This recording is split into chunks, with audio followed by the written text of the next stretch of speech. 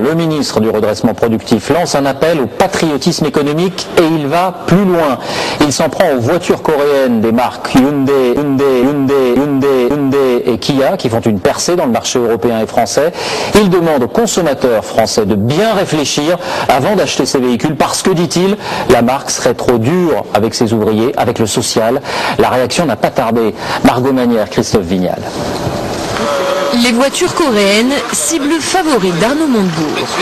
Le ministre du redressement productif accuse les deux constructeurs Hyundai et Kia de dumping social et de concurrence déloyale. Il appelle même les consommateurs français au patriotisme économique. On vend des voitures Hyundai,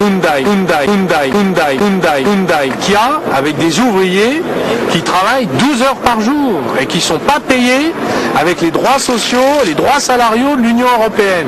Donc je voudrais que les citoyens européens et les citoyens français réfléchissent avant d'acheter des voitures qui sont faites avec des droits sociaux à bas prix. Dans cette concession Hyundai, les acheteurs ne suivront pas forcément l'appel au boycott d'Arnaud Montebourg.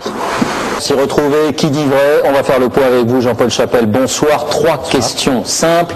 D'abord, est-ce vrai que seuls 10% des voitures Hyundai vendues en Europe sont produites en Corée?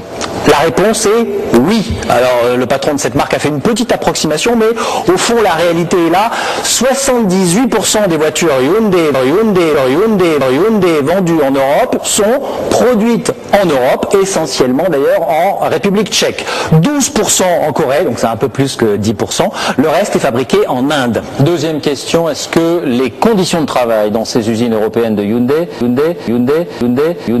sont plus dures que dans les usines Peugeot ou Renault par exemple? Non, David. Regardez combien coûte une heure de travail dans une usine automobile en République tchèque. 15 € de l'heure, c'est 2 fois moins qu'en France, 35 € de l'heure. Hyundai profite de cette main-d'œuvre bon marché, mais Peugeot aussi. Peugeot produit des voitures en République tchèque et fabrique à ces tarifs. Simplement, le français, il fait une petite partie de sa production, tandis que le coréen, il fait la quasi-totalité de sa production. Troisième question, pour les 10% restants, est-il vrai qu'en Corée, comme on l'a entendu, les ouvriers de Hyundai travaillent 12 heures par jour?